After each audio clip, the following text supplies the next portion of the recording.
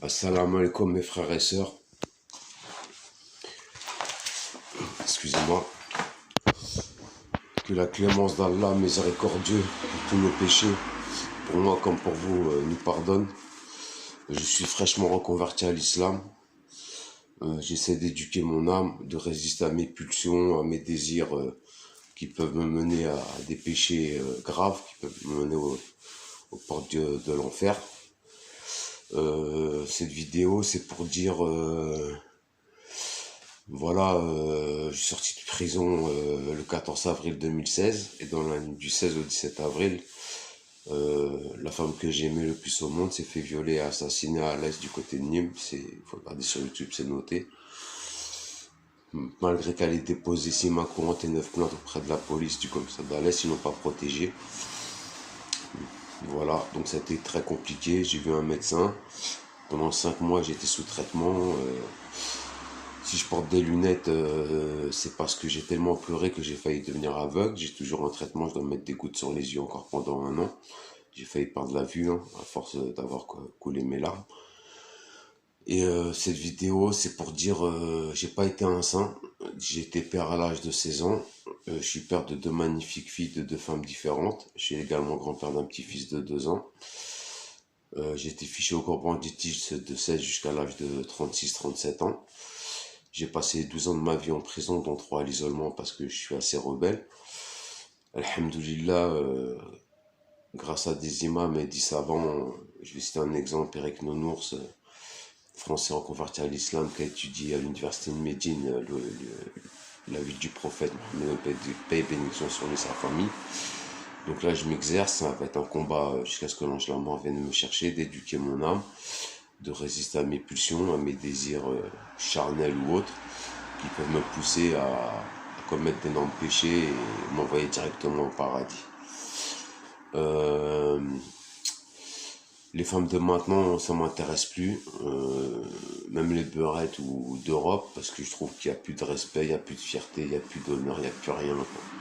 C'est zéro, quoi. Honnêtement, c'est zéro. Et les femmes loyales d'honneur, ça n'existe plus.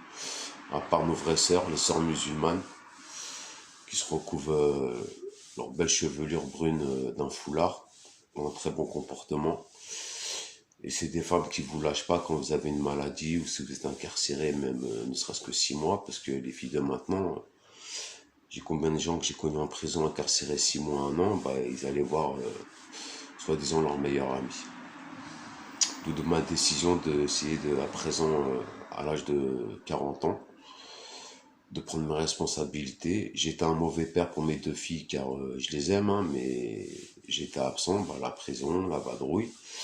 Et depuis le décès je dirais l'assassinat de l'amour de ma vie, j'ai pas mal voyagé, Marseille, Lyon, Lille. Actuellement, je suis dans le nord, dans une ville qui s'appelle Cambrai. Mais alhamdoulilah, grâce à Dieu, j'arrive toujours à subvenir à mes besoins et d'avoir un toit sous la tête. J'ai pu récupérer tout ce que j'ai perdu, mon permis, j'ai une voiture, alhamdoulilah. Et j'ai un minimum d'argent pour vivre, ça me suffit. Et j'ai la santé. Ma vidéo, ça s'adresse à mes sœurs musulmanes parce que faut que j'avance. La mort fait partie de la vie. Faut pas se laisser abattre. C'est la volonté d'Allah, hein. Quand il envoie l'ange de la mort sous son ordre, l'éternel, bah c'est ainsi, on peut rien faire. On perd nos pères, on perd nos mères, nos frères, nos sœurs, nos femmes. Il y en a qui perdent même leurs enfants. Voilà.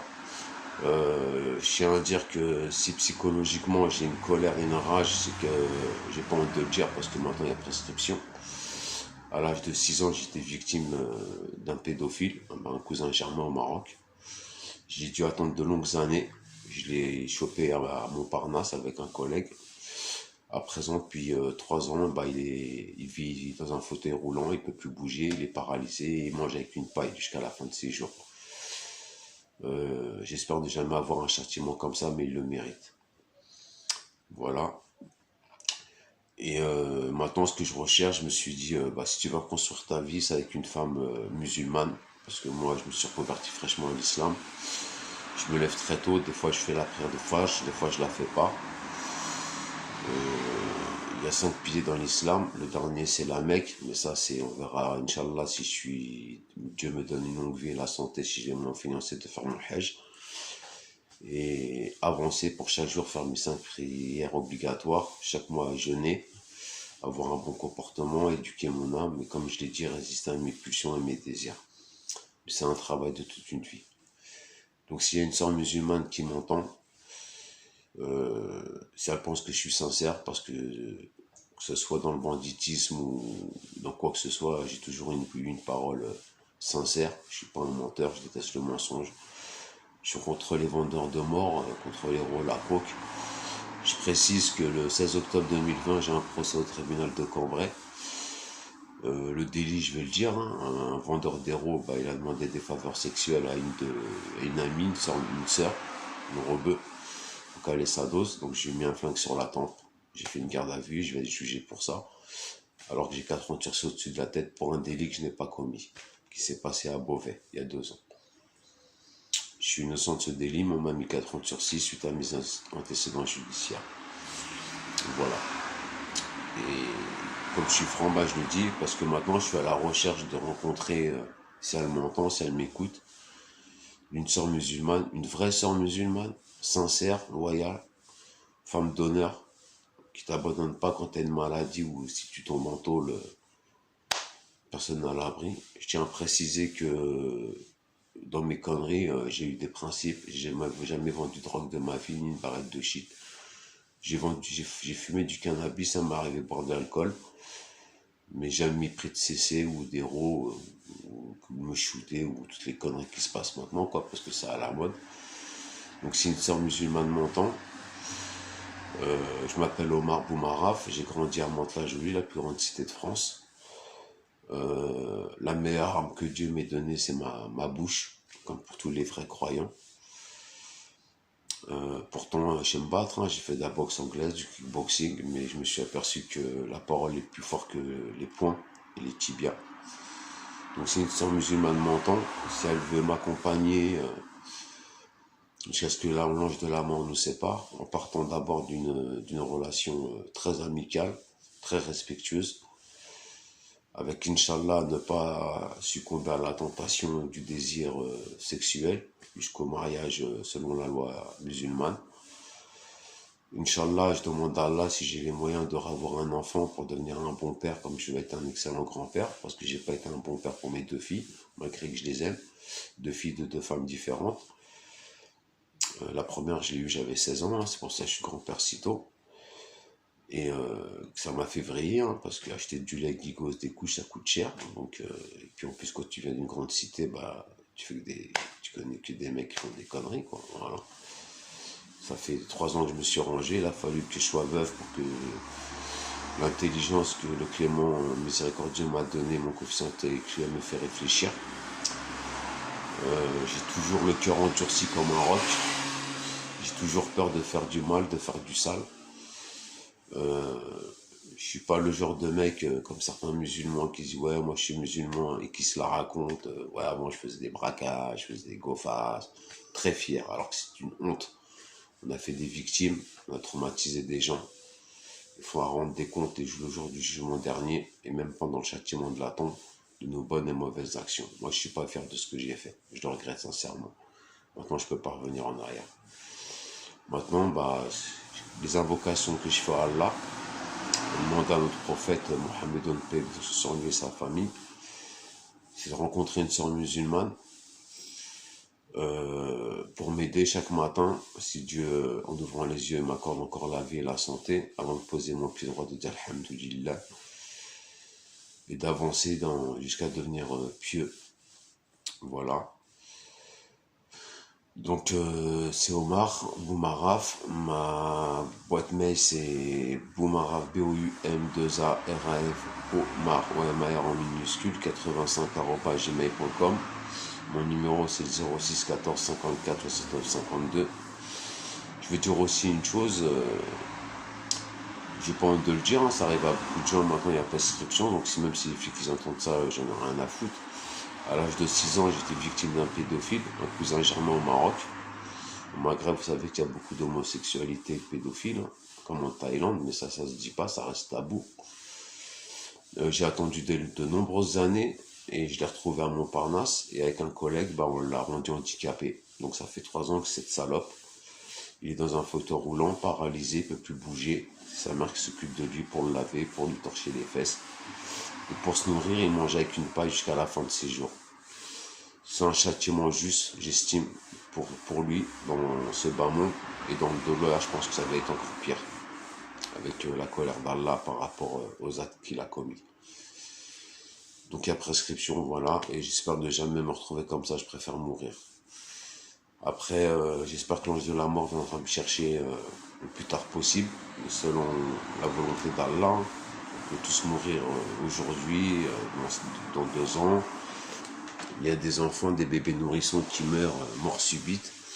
Moi, avec la mort de ma vie qui a été assassinée après la sortie de 48 heures après ma dernière incarcération, j'étais incarcéré à Uzière, dans un centre de détention, un département d'agriculture, la ville de Chirac. J'ai pas le président parce que moi, le président, c'est Allah.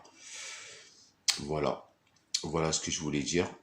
Et je voulais faire une spéciale dédicace à tous les détenus qui sont en prison, à part les trafiquants d'êtres humains, les violeurs et les pédophiles. Que je trouve ça inacceptable que la République française, notamment la pute de la République de Zemmour, qui a humilié et fragilisé en direct une de nos sœurs, Nassifa Toussaï.